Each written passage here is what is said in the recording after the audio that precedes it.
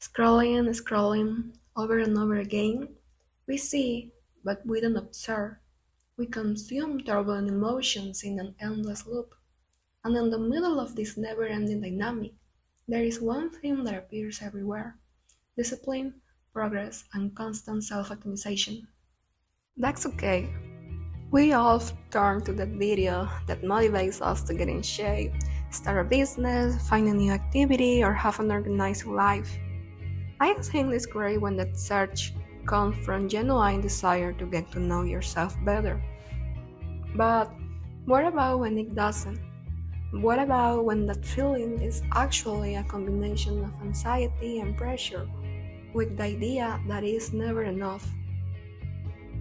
Before I begin, I would like to make a necessary clarification. Everything discussed in this video comes from my experience and my point of view, aware of a fundamental privilege: being able to afford and have the time to even consider this subject. I know that for millions, life is purely about survival, and that is precisely what I will try to address in this video. With that said, I would like to introduce some terms. On the one hand, need is understood as the essential requirement for survival. It is about having the bare minimum: food, drink, shelter, safety. Desire, on the other hand, is a subjective aspiration. It is the particular way in which every person, shaped by their culture, personality, and experiences, tries to satisfy a need. For example, the need is to eat. The desire could be a hamburger or a bowl of acai, depending on the context in which the choice is made. Here, the concept of Maslow's pyramid gives us an impressive visual clue. But what's that? The five-tier pyramid is a psychological theory developed by Abraham Maslow. As you can see, it ranks human motivations or needs from basic survival to self-actualization. Its form is not aesthetic, it is a law of human experience. Maslow proposes that you can only focus on higher level needs as esteem or self-actualization once you have covered and stabilized the basics: psychological needs, safety, love, and belonging. And what do desires have to do with this? Well, everything, really. Remember, desire is the cultural form that a need takes. Therefore, the pyramid is also a hierarchy of desires. To put it in context, if your need for financial security has not yet been met, your natural and healthy desire could be to find a stable job or save money. Probably only when that first level has been achieved can new desires arise, such as I want to take a trip because I have the resources to do so, or I want to start a family because I have financial security at home and health. And here we get to the core of the issue. Social media is the most powerful desire-creating machine ever invented, but it operates under a simplistic logic, taking no account of these diverse aspects. It promotes the aspiration of the top of the pyramid: self-actualization, success, financial status, entrepreneurship, to everyone. And the problem is not the content itself. Rather, it is the fact that these messages are spread as rules, while completely ignoring the structural reality of people's life.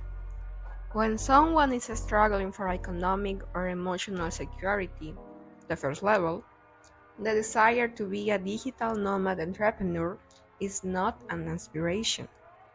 It can be a source of anxiety and self-blame if you are told that your lack of progress is a fault in your persona, a lacking of discipline or ambition, when actually you might be devoting all your vital energy to sustaining the basics: paying rent, taking care of your family, staying mentally afloat. It's not a lack of motivation. It is just that motivation and discipline are, in a way, cognitive and emotional luxuries. Those a resource that you can only freely use to improve yourself when your basic needs are covered and stable. By promoting this desire from the top as the universal standard, social media does something quite selfish. It masks structural inequalities and turns them into personal defects. The line between healthy desire and toxic obsession is blurred when you confuse what society tells you should be with who you are and the circumstances in which you are building your life. I would like to make it clear that you are not old fashioned for having a stable job. You are not at a disadvantage if your finances are now those of an influencer. And above all, you are not a failure if the desires that flow your feet seem, for the moment, out of reach, or honestly uninteresting to you. I don't mean to say that we are limited as soon as we are born, since progress is possible. But there is no doubt that these ideas and aspirations are spread as mandatory goals that must be achieved immediately, because if not, you are wasting your time or you are too lazy. The truth is that your brain and spirit may be wisely focused on consolidating the fundamental floors of your own pyramid, strengthening your health, your security, your real connections. That's no small thing or a waste of time. It is, in fact, the most important word for a fulfilling life. Your value is not measured by the number of goals you have achieved or how close you are to the ideal standard. Your value is in how you navigate the unique reality of your own life, experiencing both the satisfying and the awful. The final piece of advice, then, is not just ignoring those who invalidate your circumstances, but recognizing where you stand on your own pyramid today and honoring the work it takes to be there. It's okay to inspire, it's okay to want to go higher, but above all, it's more than okay to build the life of your dreams from a foundation that is solid and truly made by and for you. Don't forget to listen to yourself, embrace yourself, and thank yourself for still being here. Pursue your goals at your own pace. You must be patient, knowing everything we're going through. Thank you for listening and thank you for giving me a little of your time to talk about this kind of topics. I hope to continue having you here and I'll see you in the next video. Bye.